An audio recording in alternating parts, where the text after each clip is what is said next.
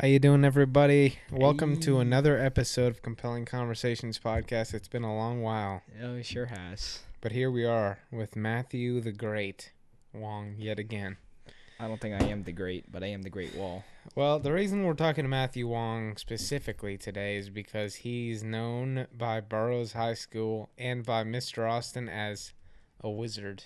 I think Mr. Austin actually referred to you as a wizard. A Uh, tech wizard guru, the ultimate tech guru, master of all technology in the history. Maybe the best tech person on the entire face of the earth.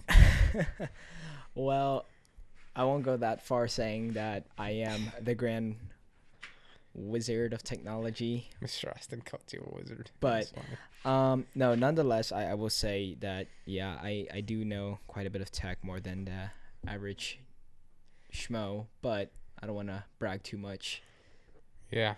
But I mean, you know a hell of a lot more than me. I mean, did you see how pathetic it was me just trying to set up this little simple two-channel interface?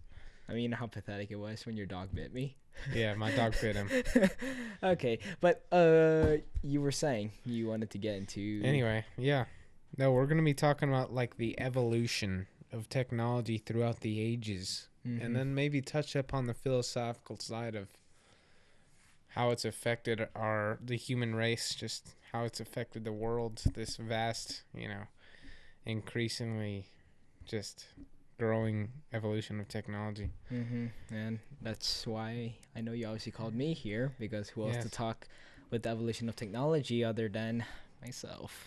So, Matthew Wong, since you're the ultimate historian wizard of technology, why don't you give us your brief rundown, basically, of technology? Just give us our My historical rundown starting from the wheel. starting from the Yes, I wheel. want you to give us a brief rundown starting from the wheel. Well, This is the test of your wizardly knowledge, man. Come on. I know wheels consider technology, but don't you think you're pushing it just a little too No. far with? Well, I mean, you don't have to touch too much up on the early shit, but start from um, the wheel and I then I I think overall, I think we can say that technology is always it's always growing. You know, as they say, if you see it, if you chart in like a graph, exponential growth, where if the line keeps going, it goes really, like it starts in a progressive pattern. It just goes straight up. And although I don't know too much with the wheel, as you were saying, or at least not what I was expecting, I have a question from you. No, nonetheless, technology has exponentially grown over time, drastically. I mean, we went from, the wheel, from, horse-driven carriages to, we'll fast forward a little bit further. We're going into cars, we're going into planes, propellers. We get into deeper technology. We start getting into jets and pretty soon rockets. And that's just a good brief overrun, just starting from the wheel. I mean, technology has grown exponentially. I mean, computers that were used to be the size of an entire classroom is now as tiny as like a cell phone that can be held in your hand. And that just similar to the process of the wheel to what we now call the space shuttle, or what we used to call the space shuttle. It's the same thing now. I mean, it used to be, fun fact, the computers that actually drove Apollo 11, I think it was the one that landed on the moon. Um, that actually, your iPhone had about 30 times more processing power than the flight computer used on the Apollo missions, if I believe correctly, or whatever the number is. Basically, it just shows that technology has exponentially grown over time. Things are obviously, or at least regarding now technology, things are getting smaller, things are getting faster, and I won't be surprised that technology will continue to, um, evolve, or how do you call that? Technology. I won't be surprised if it grows to the point evolve. where, yeah, I won't be surprised if technology has evolved to the point where we're gonna see like holographic stuff, or we might put on eyeglasses, and we might like for example, I could be wearing special glasses and I'm not even sitting here, and I Google just see, Glass. yeah, the failed technology of Google Glass. But that brings up another point about technologies. Many people have created technology that has failed over time. I mean, you can see back in the early 2000 days. I remember watching a video of Bill Gates was saying how his team at Microsoft tried to make tablets for the longest time. They believed in this idea of you holding a screen with a stylus, and you're going to be tapping on stuff and writing. They thought the computer was dead, and they've many times tried to release what would have been the tablet, and this failed many times. And you have Apple CEO Steve Jobs, who comes in and makes this iPad in like 2007 or 2008 or something like that, and it just blows through the world. And now everyone either owns an iPad or some equivalent to it, whether that be an Android-based tablet like the Samsung Galaxy or Samsung Tabs, or down to even the Microsoft Surface, which is their tablet version of PCs. And technology's just evolved over the years, because it's just, you can just say it in general. Back then, smartphones weren't a thing. You had you had a brick phone, and that was the trend of the days. And talk about early 2000s, the Nokia jokes that people always talked about. Yeah. So yeah, technology's evolved, and it's amazing, because just recently I've been getting into like they call it MS-DOS games, because before Windows was a thing, there was this operating system called DOS, and pretty much that's what your computer runs off of, or at least a very similar variant of it. And it's just interesting to see, like, we see, for example, like, starting to get into video games now. You look at games like Overwatch or Rocket League, or maybe one of your favorites like Dishonored or Dishonored 2, and we take for granted now about the graphics that we see out of that entire thing, because we see hair that is so realistic, it waves when it's in the in the wind, or you see smoke gather up. And the funny thing is that we take those for granted, because in the early days, smoke and hairs were really hard to create, let alone 3D polygons. 3D characters now, where they look so realistic. You play GTA 5, one of the most popular games at the time, and you see these explosions with fireballs, and these characters are just so detailed down to, like, you can see like the tiny, like, individual strands of hair in their eyebrows. And back then these games struggled with graphics. They did the best that they could with these so-called DOS games,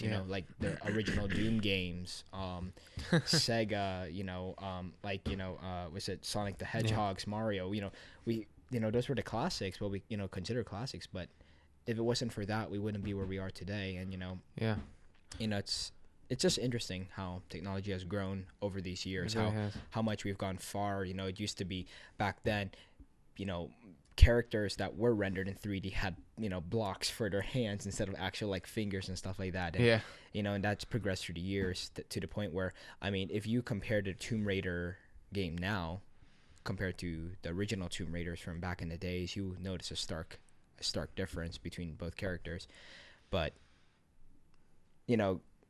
that just shows, with technology, that it's progressed over the years. And most people always talk about, or at least I know some people that complain about, like, old technology is so slow and it was terrible. But how I see it, if it wasn't for that technology back in the days, we wouldn't be where we are today. Windows 10 wouldn't be a thing if we didn't have to go through a thing called Windows 8, or even its predecessors, from back then. So Windows Vista paved the road for Windows 7. That is true. Windows 7 was one of the best, but Windows Vista was one of the worst. Yes, and there is that you're right, pretty much. And it seems that people talk about how Windows seems to have this good luck, bad luck with every other operating systems. XP was a good system. Vista was a terrible operating system. 7 was a good one. 8 and 8.1 were both bad. And now we are in this era of 10, which is not bad. And this thing is predated all the way back to Windows 1.0, which was the original Microsoft Windows. And that did terrible. Windows 2 came out, it was decent. Windows 3 came out, it was terrible. And then it continued on to this point where you have this kind of like TikTok kind of reference where one would be bad, one would be good, one would be bad, one would be good.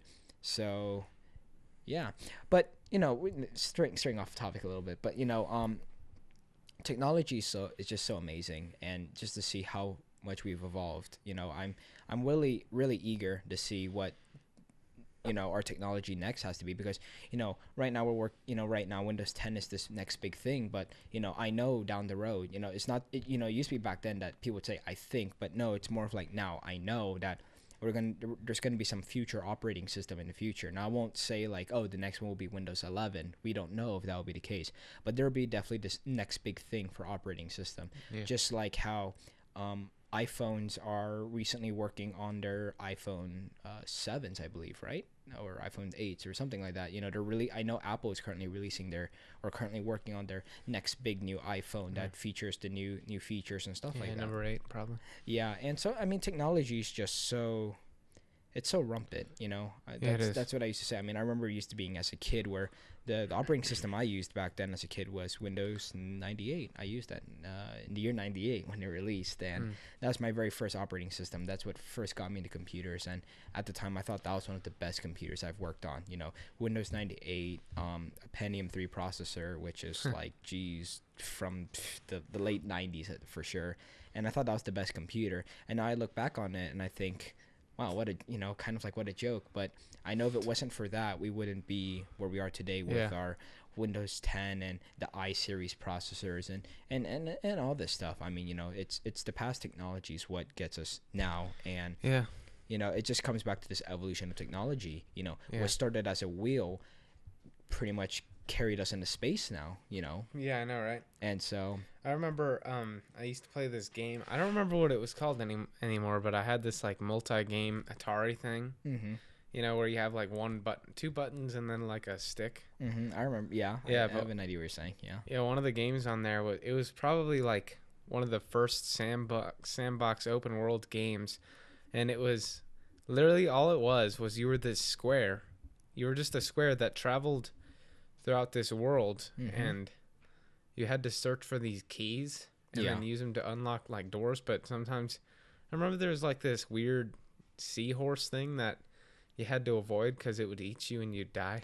Yeah, it's yeah, those were the precursors, and but it was really fun still. Yeah, and no, I mean that's the thing about technology is that most people talk about I don't like. And I mean, some people might call me out on this, but I don't like how today's trends, people are talking about like, oh, people judge the game by, oh, how good are its graphics, how good are its soundtracks. And I'm thinking, like, look, we didn't play, like one of my favorite old games that I never played too much later, because I never grew up with, Atari or Nintendo or Sega or any of these games. But one of my favorite games I used to play back then was GoldenEye.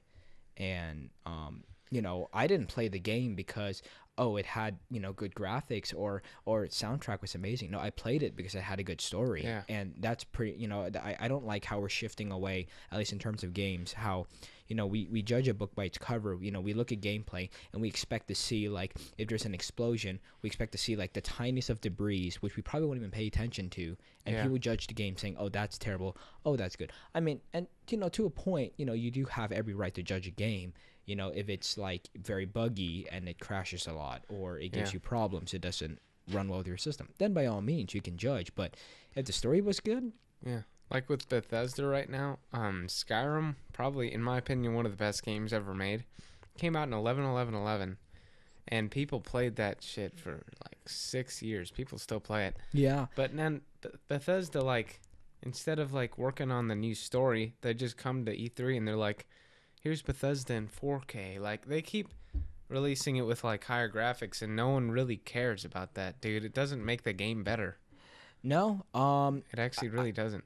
I think it boils down to 4K is kind of a trend now. I mean, you have to see, back in 2012 when 4K was still practically unheard of, everyone thought about, oh, 4K, I mean, everyone thought about not 4K, 1080 PhD. Everyone was thinking about like, oh, 1080 was this new trend. And I mean, earlier to that, we had 720. And, people were talking about, oh, 1080 is the next best thing. It's amazing. And, you had game consoles, PlayStation 3, Xbox 360, PC games. I mean, you had all these, they're trying to ramp up their graphics to handle 1080.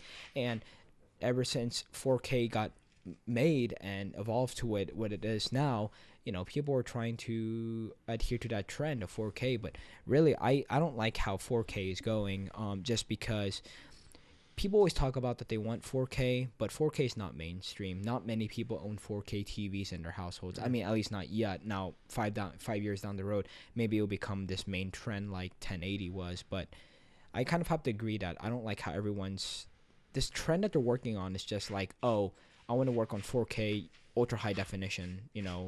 This high graphics, stuff and whatnot.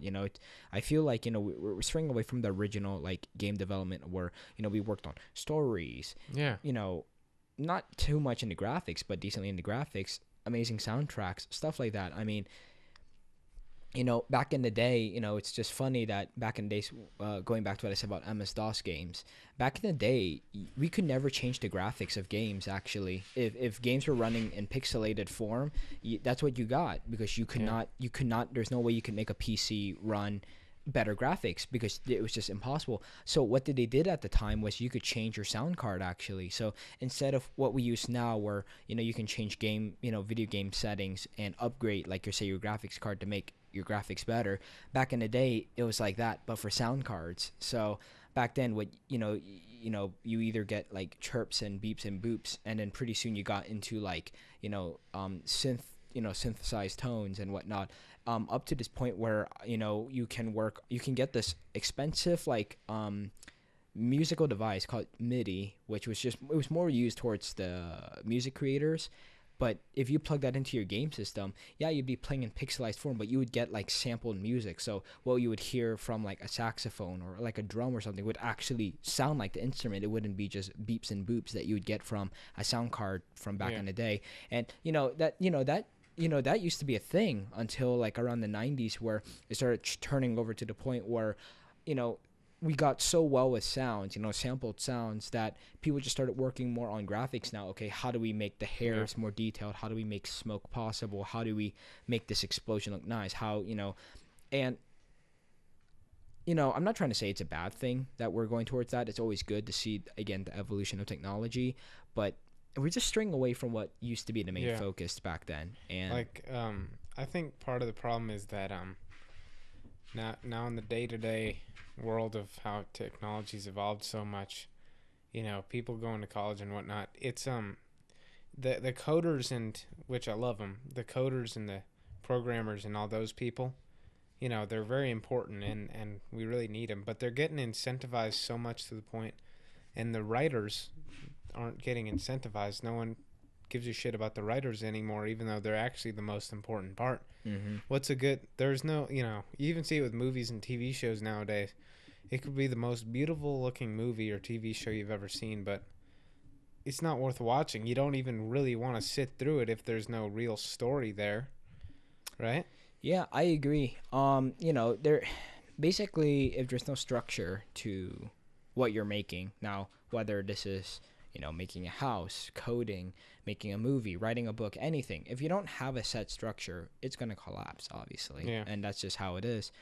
And I honestly, I can say that we got caught up in this whirlwind now of, we're losing focus on what is the main structure, and looking at stuff that's, I won't say irrelevant, but we're starting to pay attention to things where it's like, like you said, I mean, for example, like movies, people are working on this amazing, like, they're trying to find like Avatar, for example, the 2012 one, the one with the blue people and whatnot. Avatar was an amazing movie that had I would say a pretty good story, actually. Yeah, it was. As well as great graphics. Extremely good graphics. Because people saw how well Avatar did with its graphics, people are trying to replicate that, even though they're looking over that it's not really the graphics solely, at least, what made it good of a movie. It was a mix of it. It had a good storyline. It made sense, and it evolved to what it was. I mean, and I mean, the same goes for, like, say, sequels, for, like, whether it's usually, I'd say more towards movies more than games, but, like, people will have, like, one big success, and then they'll try to, like, rely on that to think, try to make it better. Like, you make one great big thing, and then people expect something even better for the second gen thing, and you're too caught by the first thing because you're thinking, oh, people like this and that, so I'm going to try to redo it again, instead of, like, trying to change little aspects, or just completely like miss the point completely, and it's usually never good. I mean, why do people tend to say that movies with sequels don't usually end well, usually, or the sequels don't really they're not really that good compared to its originals, just because they're too upcaught what they did, and they're just trying to replay that, kind of like, I don't want to use the term, but like kind of like reliving the past. That kind of Yeah. people saw your accomplishments the first time and they want to try to make that into their second time or something like that. And so yeah, But I think it also goes down to not even just in the writing. It's I think a big part is that people get so caught up in the graphics and stuff mm-hmm. that they lose focus on what makes a good movie is also the Yeah, creativity within the realm of videography, like the right camera angles. Like Magnificent Seven, I saw that movie, and one thing I commended it for was they had these they had great cinematography with the way they had the camera angles, the perspectives within it. mm-hmm. And now people are just like, oh, pay $1 billion on a drone, get the most expensive drone we can get, and that's all that matters. Just get a straight fly across. That's all we need. Yeah. And when it's really not about the price of the drone, it's about the drone pilot.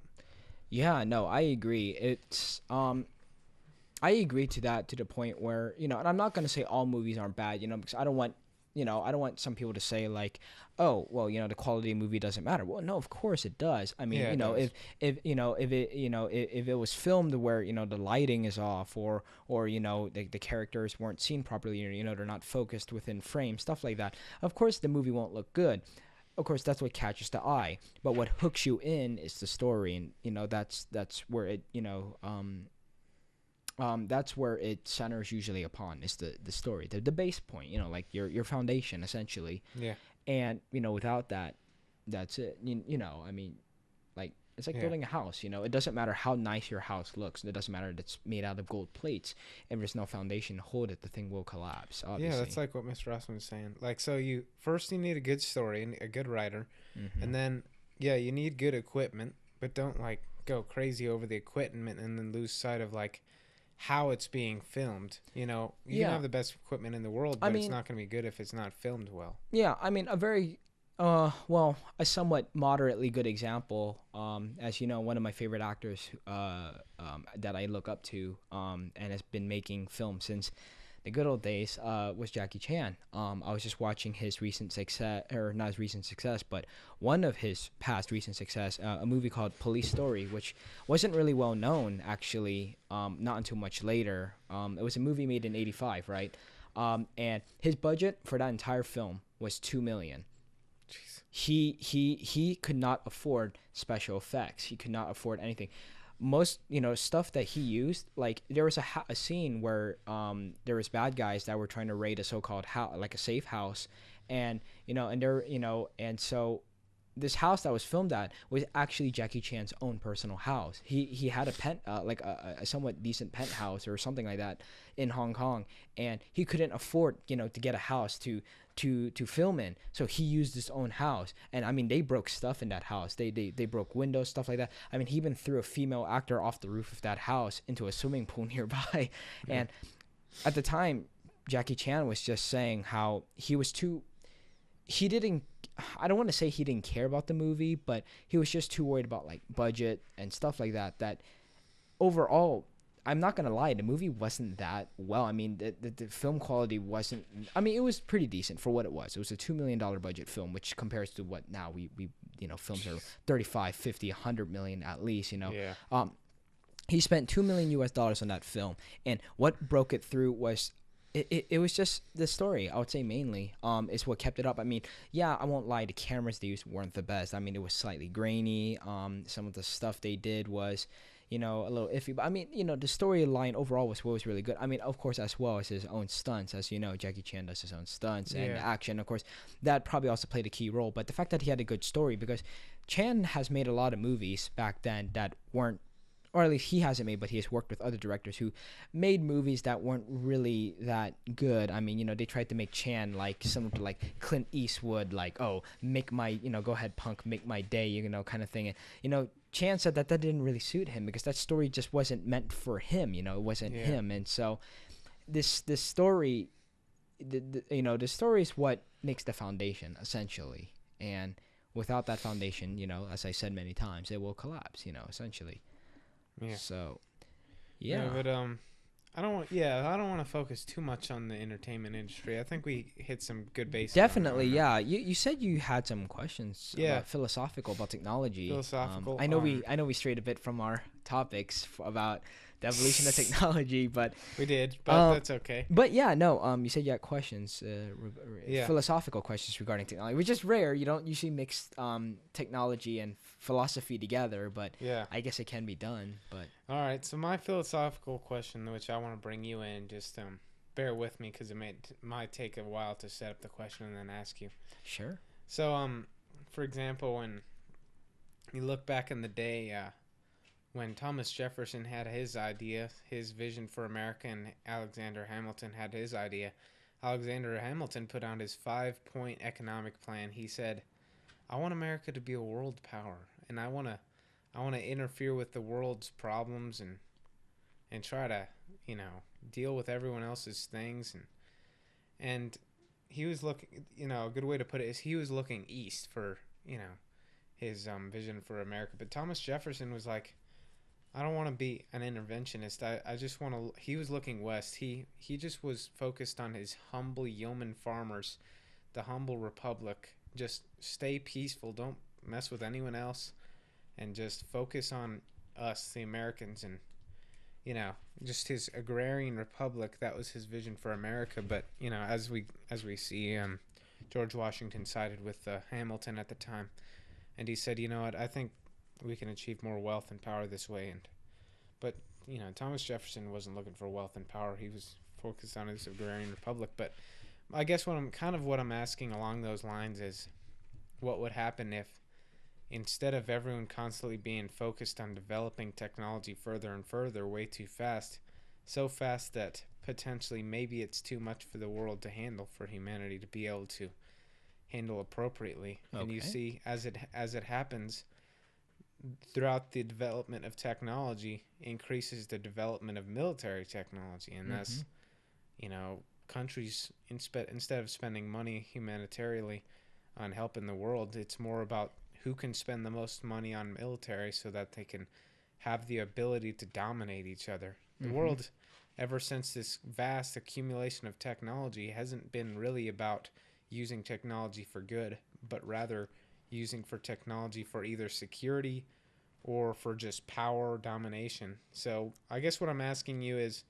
it a good thing that our technology developed so quickly, or do you think this world would be a better place if we listened to Thomas Jefferson and developed agriculturally, and our technology may have come about much slower, but yet while having less money, maybe this place would be peacefuler? Well, while you were mentioning about that, while you were talking about the technology and military, I just had a random thought that I knew came in my head. I don't remember who said this, but I remember there was a very famous president or very famous figure that said that I don't know what weapons will be fought in World War III, but I know that in World War IV, it will be fought with sticks and stones, ironically to what you were saying. But I've heard that before. Regarding to your question, see, the problem is it is a double-edged sword.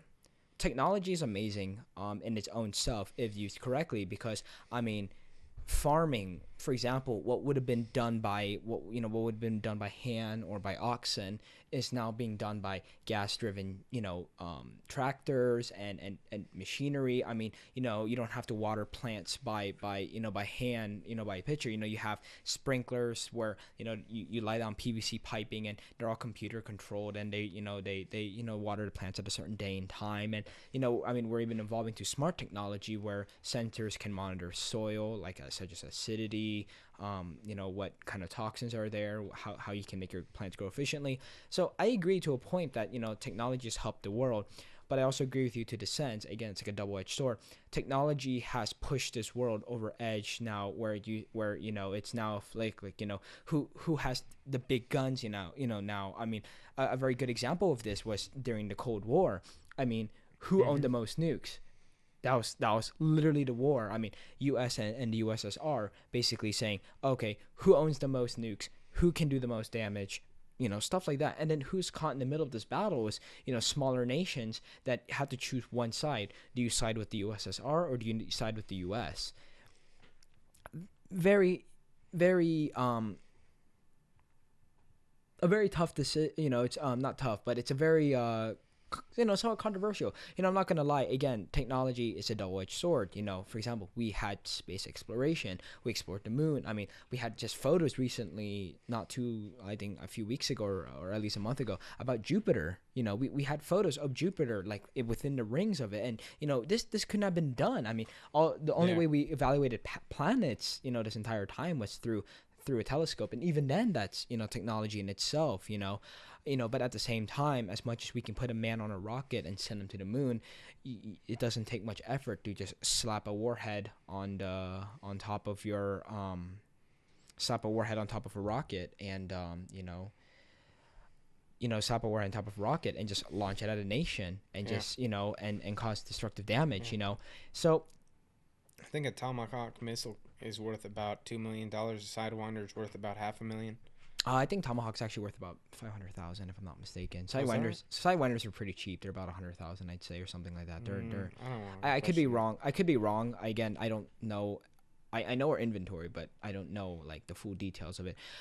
But answering your question, do you think we would have been better off as the Stone Age, where we can't cause war to other people, but either that, or would have been better if we lived this high-tech world where everyone's pointing crosshairs in front of one another, getting ready to pull the trigger? Honestly, I'd say that it can go both ways. We can live in the Stone Age and still be a power nation. Let's not go too far back. For example, like say we still had swords and shields and armor and stuff like that, we could still just become as a power nation. If we wanted to invade, Canada, for example, or any nation, whether we're fighting with modern day rail guns of the 25th century, or swords and stuff from like the 18th and 17th century and all that stuff, it wouldn't matter, because in a sense, I mean, if you wanted to be assertive as a dominant power, we could, but at the same time, it can also go the other way. We can live the most high-tech world ever. Like I said, like pretty much what we're living right now. We could live literally in a smart farm, because the term smart car, smart house. We could have a smart farm where computers control agriculture. They can monitor water levels, acidic levels, know when to spray pesticides, know when to, there's even tractors that are actually being self-driven now, being controlled by GPS technology, and they drive themselves, they plant themselves, they collect the crops themselves. So I can't really say that I want to say one side over the other, but what I'm trying to say here is, or at least trying to open up to is, it can go either way, because we tend to see now where we have a bunch of this technology and we use it directly for war, but in the past time we didn't have the technology, so we used it for peacetime. Well, not necessarily, because you just saw destruction of World War One, and we weren't using radar guided missiles or TV guided bombs, or we didn't have fighter jets that could go like Mach 2, twice the speed of sound, just across the the skies. I mean, we had piston engines, bolt action rifles. We still had men that were riding horses and had swords still and stuff like that, and they still caused just as much destruction. That's true. Bloodshed. As as like say the Vietnam War, for example. And so it's pretty dangerous. But in a sense, I can agree with you saying that technology may have pushed us far, that we may have gone war hungry. A very good example about this is after we dropped atomic bombs in Japan during World War II. The U.S. and the Soviets at the same time, the Americans and the Soviets both saw like, wow, we can actually like dictate nations with this, because you saw this big mushroom cloud that just causes so much destruction. I mean, that's more than conventional bombs, napalm, white phosphorus bombs, all of this all combined. No one can amount to the top three nuclear weapons, which are atomic, hydrogen, and nuclear bombs. There's no way you can amount to it. But a good, and speaking of Japan, one good country right now that is currently working on developing new technology for anything but wartime is Japan, because like I said, Japan is the only nation in the world that has ever experienced what real war is. Now, Yeah. I'm not trying to say like and they don't have a military anymore now, so they're actually just focusing on.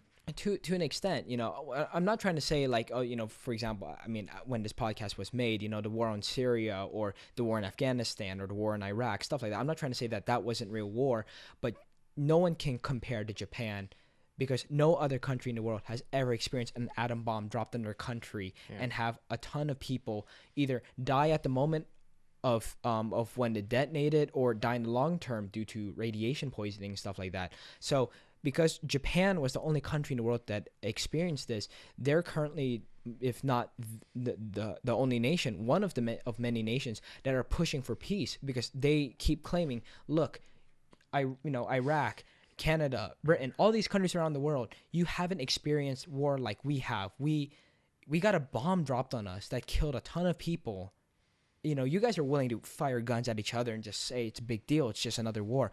But they're the ones that actually experience, like, hey, look, a bomb got dropped on us. Yeah.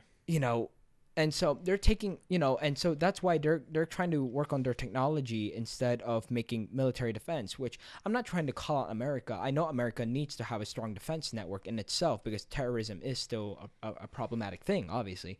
But in a sense, instead of trying to develop money on like, the newest, what's a good example right now?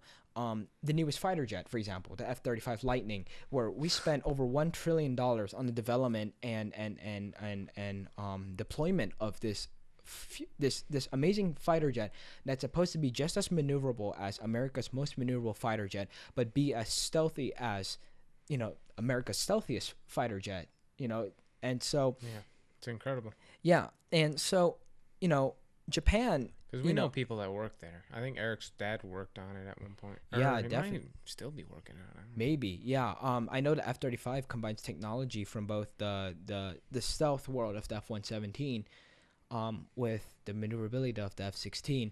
But besides the point, Japan is a very good key about similar to what we're talking about. It's they're a country that's developing new technology every time. I mean, they're making smart technology. They're making, all this amazing stuff. I mean, they even made, when America created GPS in the 1980s, or at least when they released it to the public since the 80s, it was only accurate to about 50 feet, 20 feet maybe. I don't know how modern technology works. Maybe about 10 feet at most.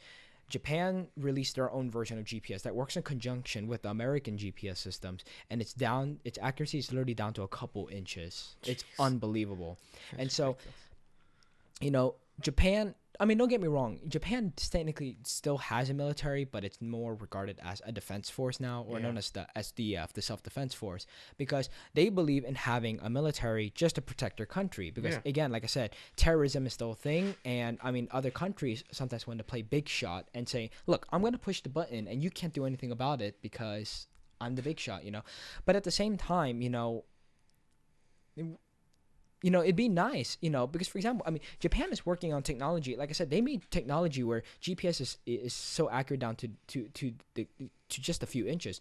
Think about that. If it, that's just Japan alone. But think about, when one day we decide to just drop our rifles and just everyone unite together. I mean, think about it. We could. There's no doubt in my mind that if all the countries in the world work together, if China, Russia, U.S., the main three superpowers, as well as the many other countries such as the U.K., India, Japan, if we all work together, we could even do something as much as cure cancer, something that we're all independently trying to work on. If we're willing to just work together, if we're willing to just break our differences, like, oh, you're different from me. I don't like your government's communist and I'm democracy. Or, oh, you're for example, you're like, say you're Muslim and I'm not, and I don't agree with you. If we can set aside these small differences and find a way to like cure AIDS, cure cancer, find a way to make crops, like make corn grow in like the harsh weathers of the Sahara Desert, or down to the to even harsher conditions of Antarctica. Yeah. You know, that would be amazing. You know, if only we could set aside our differences. So it's I don't know where I'm trying to get at exactly what I'm trying to say this, but in a sense, what I'm trying to say is I don't think it's really down to technology. It's, I mean, a little bit of technology, but I will say it's more down to the government. Yeah. You know, as one, I don't remember, but as one famous Russian said to an American when he went to the Soviet Union in the 80s, you know, as one Soviet man said, you know, because the Americans were always surprised, you know, when they went to the Soviet Union, they thought they would get hatred from the Soviets saying, oh, you white capitalist pigs, get out of our country. No, you know, Americans were really surprised to see that when they went to the Soviet Union, they saw a lot of Soviets, you know, they were smiling. They were very curious how life was like in America. They tried to compare a few things together. Like, you know, for example, like, you know, they both have a great taste in pop music, for example, and stuff like that. Yeah. And, you know, the Americans were always saying, you know, I saw, I don't remember which documentary, but the American was saying one time to a Soviet man, he said, wow, I'm very surprised. I thought you guys were just, you know, communist rats that just, you know, believed in propaganda and were willing to start war. And one Soviet man said, you know, no, that's not the case. You know, you know, we want peace like you guys. We want to be friends. You know, we want to be together. It's our governments which hate one another, you know. And, you know, now that you kind of think about it, that's kind of true. You know, it's just the people in power that it's the people that that power over us that don't like one another, you know. And that's the reason, you know, I'm going to steal a lyric out of a song that I used to listen to a lot. One of the lyrics was, you know, are we warriors upholding peace? You know, so are we, you know, are these soldiers, these airmen, these sailors, you know, all these marinesmen, all these people, you know, are Reagan they called it peace through strength? Yeah, I mean, you know, are these guys serving their duty for the military, for any guys out there, are they serving their duty for their country to uphold peace? Or, as the song continues on, or are we just weapons pointed at the enemy so someone else can declare victory? You know, to come to think about it, you know, is it true? You know, America has one of the top. We're ranked on top 5 of one of the largest militaries out there. I think we actually are ranked number 1 on the world's largest Navy and Air Force, actually. Yeah. And, you know, come to think about it, you know, it's amazing. You know, like, oh yeah, we have the F-15, or, you know, we have the world's biggest aircraft carrier, the USS Nimitz. But are these weapons really used to uphold peace, or are these weapons really just used to point at the enemy? So some top official can just say, look what I did. I did this because of what we did, you know? So I don't want to say it's necessary technology, or at least not completely technology for reasons of war, but it's more of the people above us. Now, I don't want to get too much into politics and saying like, like saying, you know, oh, this president's bad, or that prime minister is bad, or this leader is bad. You know, I don't want to say that, but going to what you're saying, if we can, or, you know, or at least to the topic you were saying, or, you know, we were talking about, if we can set aside our differences, instead of making this technology to make one more bullet, you know, what if that one bullet that we're making could contribute to ending the AIDS epidemic and helping other countries, you know, like, you know how amazing this world would be? I mean, now I'm just talking, you know, on paper and slightly philosophical, but, you know, think how this world would be if one day we decided to set aside our differences and we ended up combining all together. You know, we cure cancer, we cure AIDS, we help countries that are underdeveloped like Africa get back up to a very you know, a modern society now, where, you know, like America, where we have, you know, we're one of the world's largest economies, and, you know, it, you know, like medical care is not that, you know, is a thing. Insurance, jobs is a thing. You know, I can touch in on that. I was gonna say something about. Oh yeah, go ahead. Sorry to. No, don't worry. I was hogging up too much, anyways. But that's okay. No, I was gonna say, like, basically touching up on what you're saying. You look at the American economy spends about $650 billion on the military, and about maybe 10 billion on agriculture. But you look at the agricultural industry, and it's not even what it really is you have these big, huge factory farms that have no respect for human rights, animal rights. You got people like Tyson, you know. I'm afraid I could get sued out of my fucking life for even defaming them because that's Mm-hmm. how horrible of people they are. But yeah, no, you got them, and they send like I've heard of people that lived in like the areas where some of these factory farms are, and they've got these big ponds of like where they pump all the pig shit and like dead pigs into, and the air, like basically it floats up into the air, and these people in these poor cities get just covered in this disgusting horrible stench, and they can't even breathe. People are dying breathing this shit in. These corrupt companies are like Tyson are sending out chicken that's like, there's been little kids that have gotten like brain eating diseases from the meats and shit, and you've got these cows and these chickens, and see how horribly they're treated, and these companies are spending abusive amounts of money on these factory farms, creating more and more machines to create an unnatural factory system in order to produce some meat. And then you have these simple humble yeoman farmers who are getting sued to death by these big factory farms and getting taxed to death by the government because of insiders who are actually working for Tyson and Monsanto, et cetera, et cetera. Mm-hmm. So that 10 billion's not going. It's both coming from humble farmers who are trying to make, produce crops and meat the natural way, and it turns out their way is actually more efficient too, because the cow eats the grass and then it also fertilizes the grass, whereas factory farms has to get all this corn, move it all over the place, and there's this big inefficient production that costs thousands of dollars to upkeep, and Mm-hmm. yet they're the ones who are being subsidized, and the humble farmers are just being taxed to death. But look, what would happen if, rather than that, we just equally subsidized all of the agricultural industry, which means these poor farmers weren't being taxed at all. These big companies maybe taxed a little bit more, and instead of 10 billion, you subsidize them by 100 billion, leave our military with 500 billion. And dude, look how cheap food is right now. It's actually really fucking expensive. If you want to have a dinner with a beautiful girl at a fancy restaurant, it costs more than this fucking setup. Mm-hmm. Two microphones and audio interface. This is expensive equipment, and you realize you have to spend more than that on fucking food, on a nice meal. And imagine how cheap. No one in this country would be hungry anymore, dude. Food would be basically free, and no one gives a shit. They just want to keep. They'd rather spend the money, this government money, on other things, and just Yeah. boot stomping on the human face forever, as George Orwell says. Yeah, I agree to a sense about what you're saying. I mean, it would be nice one day, whether you may or may not agree to this, but I wish that I can see the day where, as I said earlier, countries unite together and we find a way. Like what, like if we stopped fighting wars, think how far we could be if we could find a way to like do agriculture efficiently. Like, what if there's a way where we can um it wouldn't make sense how I say it this way, but like, what if we made like synthetic agriculture, like like artificial, but it's just as good and just as nutritious, just as genuine as the original nature, original natural thing.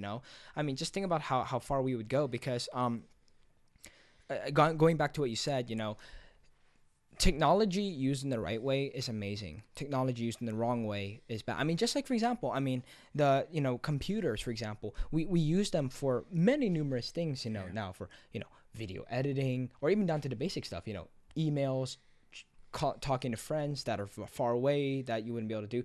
But at the same time, that computer that could just be used as a good thing for like video production, photoshopping, music creation, stuff like that, just as it can be used as a good thing, it can also be used as a bad thing. You can use that same computer to exploit people from their bank accounts, hack money, shut down power grids, launch nukes from a push of a button. And I think that's the thing. It's not more about, again, I know you asked me this question a long time ago, but I know you were telling me, or you were asking me, would it be better if we lived in the Stone Age in peace, or lived in a future technological era but in a land of war? I don't think it's more of that, but it's more of, are we using technology in the right or wrong way? Yeah. Now, as you just said about your little farm issues, we could have been using technology to make crops smart. Essentially, we can find a way, instead of, heck, instead of having, a huge acre of having crop plants, or corn and stuff like that, and all these crops, we could probably find a way to make it smaller and produce more quantity. Or maybe we can have, instead of having, like, say 100,000 gallons to water an acre of farm, you could only use it with like 100 gallons or 1,000 gallons. So I think it's not really more of whether it's, Stone Age versus versus technological, pairing that with peace versus war, but more of good versus bad with technology. Yeah. Because again, technology can be just used just as good and also just as bad. I mean, the very controversial right now, like the handgun, for example, banning weapons. The gun can be used just as good as to protect yourself from the intruders of the world, which can be also just used as a bad thing to commit a crime against someone else. So I think it's really more of not really. Yeah. It's not really future versus past. There was equal amount of evil in the Stone Age, so yeah, there's slavery and that's shit. yeah, and again, like I said earlier, we can have just as bad problems as we are having now. War and all this nonsense. We can be having all of that, even with the Stone Age. And like I said just earlier, we can be living in the future and be in the most peaceful region in the world. It's just more of I can't center this down on just saying it's dependently on technology or it's dependently on past versus future, the timeline. It's a wide range of things. It's technology, the country's leaders, how society thinks of things, the time era, and whatnot. Like I say, there, we can go into really deep detail if we wanted to with each of these topics, which obviously we're not. But like I said, for example, our military is probably one of the most advanced militaries in the world. But what is the point of this military? Are we upholding peace, or are we just weapons pointing at each other? Mm-hmm. And so it evolves a lot. But going back to what we said about evolution of technology, I don't doubt that technology will keep. It won't stop. It will. Technology will always continue to evolve, and it's amazing that we are, because it used to be back then. It used to be. I'm trying to think of something technology like defibrillators for like when you have a heart attack, for example, right? Those used to be not a thing in the past. Who knew that in the 1950s, a man that was just experimenting with electric shock towards a human heart would actually restart a human life? You would be saving people with that. And that's just one small of many things you've created in terms of technology. And I love how technology is always evolving, and it's getting unsubsidized too, just by the work of it's getting independent innovation. Yeah, it's getting faster, it's getting smaller, it's getting stronger. It's amazing. But it's a double-edged sword. Just as well as technology is doing that for the consumer world, think about what it's doing if it goes to the wrong hands. The nuclear bomb was such a big technological advance there. Who knew that fusing two atoms together could cause such destruction if done correctly?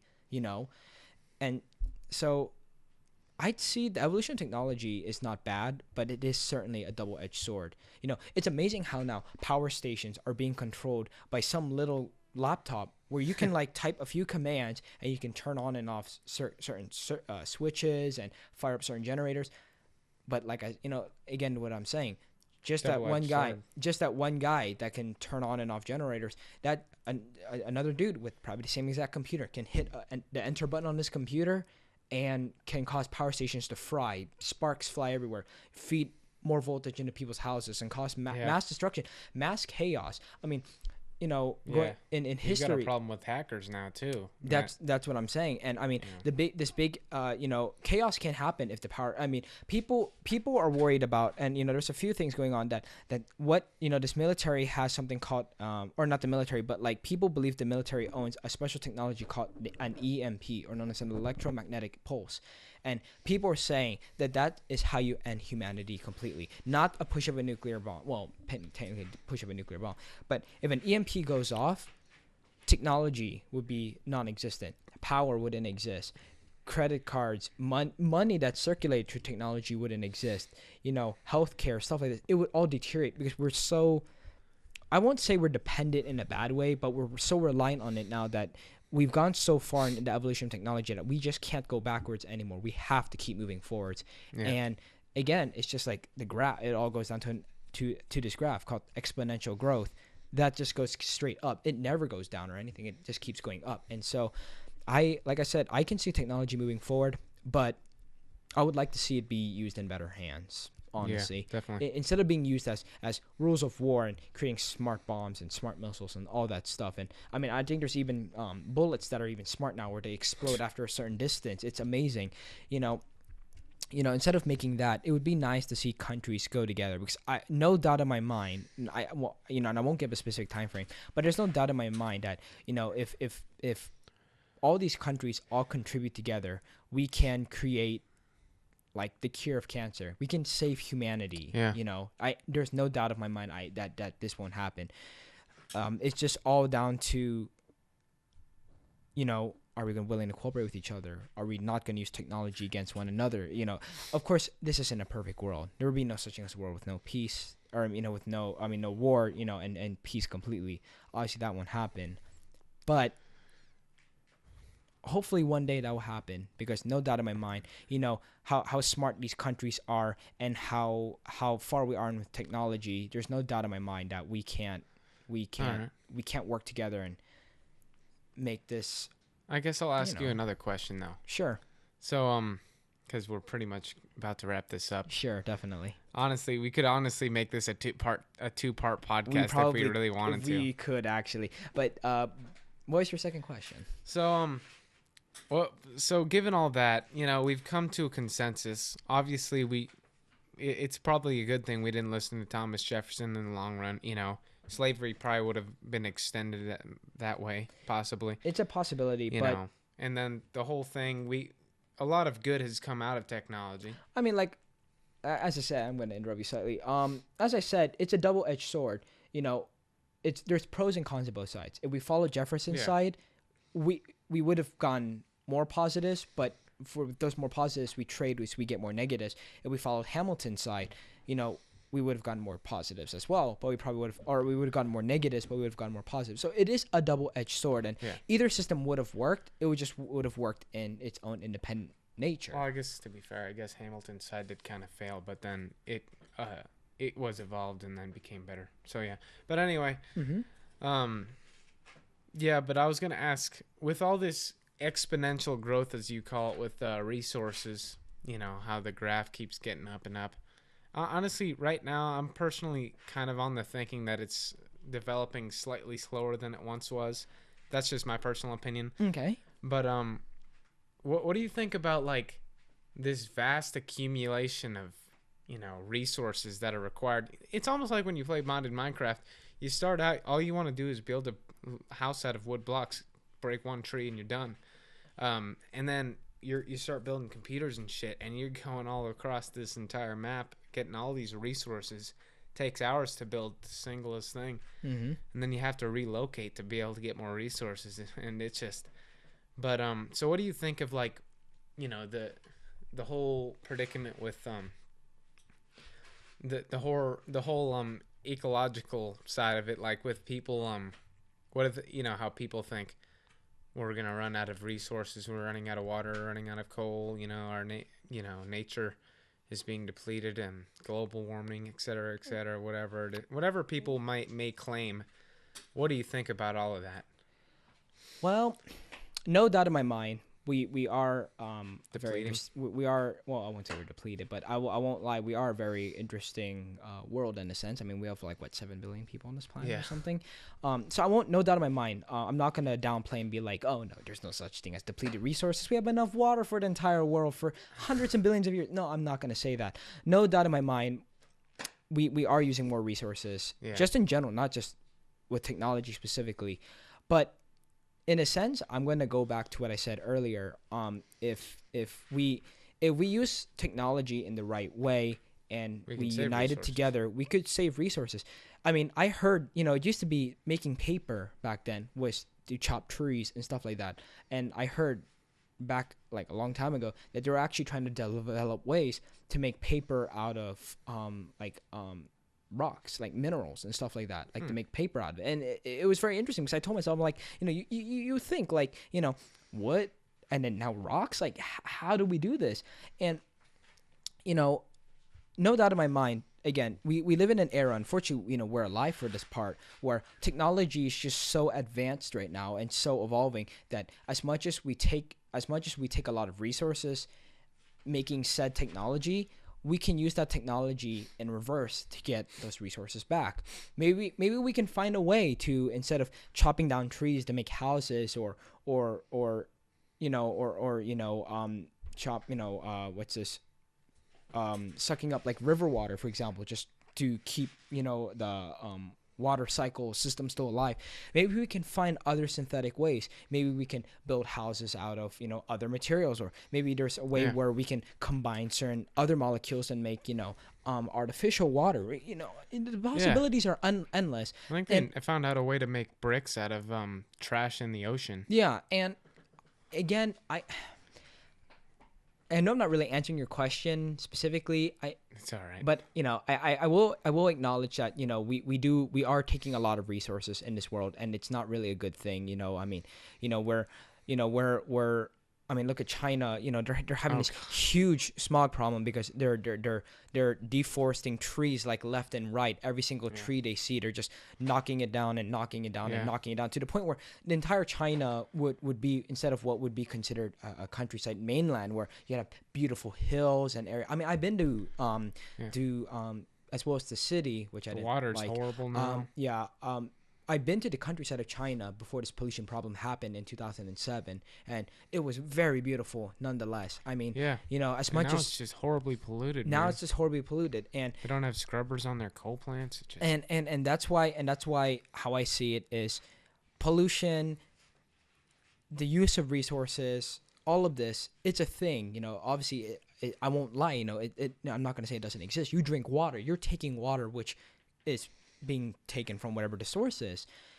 But if we cooperate with one another and use this technology that we have, it could help us in return. It could help us. It could help other people. There won't be such thing as a third world country anymore. I no doubt in my mind. A good place about this is parts of Southeast Asia, Middle East, and Africa. And South America as well. There's no doubt in my mind that if we all work together, we can strengthen economies, make our environment, our world more efficient. We can live more free, I guess you could say, something like that. It's no doubt in my mind, if we use technology the way how it evolves, yes, it does use resources, but use it in the right way, and the resources will be given back to you. Despite with technology. And that's what I strongly believe, essentially. And is technology is amazing. I guess we'll end it with this saying that technology is amazing nonetheless if it's used in the right way. Used in the wrong way, and you get no outcomes out of it, how I see it. We drop bombs, and I mean, is bombs going to make corn grow out of out of a rock or something like that? Obviously not. I mean, it takes human lives, it damages houses, it damages structures, it causes all this destruction.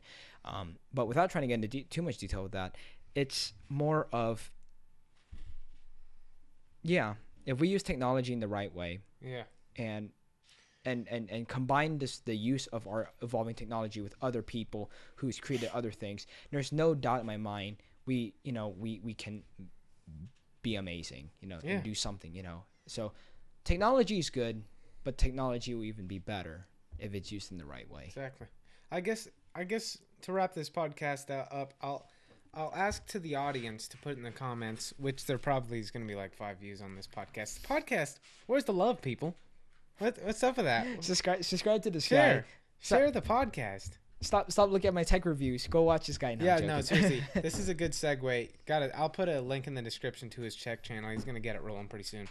But anyway, what I was gonna ask is to the viewers, that original unanswerable question. What's your opinion? Basically, did we develop technology too fast? I guess we've come to a consensus that technology is a double-edged sword. That a lot of good has come out of it, a lot of bad has come out of it, but potentially it could have been a lot better, and it still could be a lot better. But I guess what my real question is is it factual to say that it's developed so fast that it's caused people to misuse it? It's caused people to be, to misuse resources, to overuse of resources, potentially, that if it developed slower, then maybe we would come to bearing and come to grounds with it better to be able to use the resources more efficiently?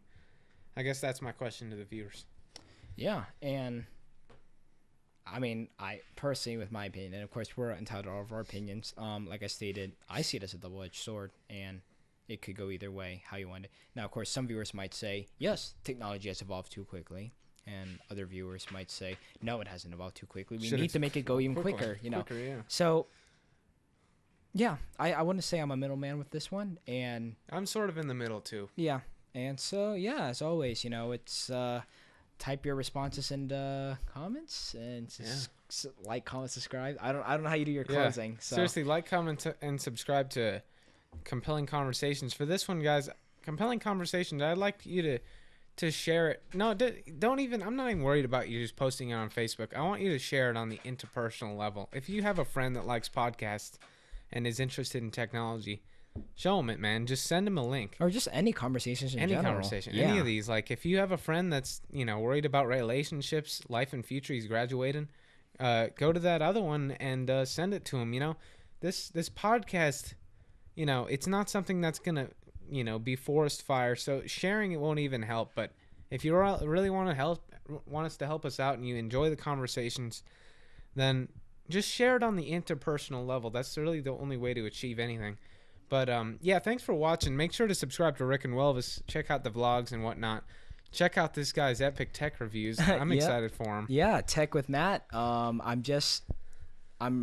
working on future, a lot of videos that we put out in the future, and I would also love to see the love from the Rick and Welvis subscribers. Yeah, totally. I'll definitely shout him out on my channel too eventually. All right. Rick and Welvis. So I guess that concludes our podcast, right? Yep. So I'll see you guys. Hope you enjoyed. Yeah, thanks.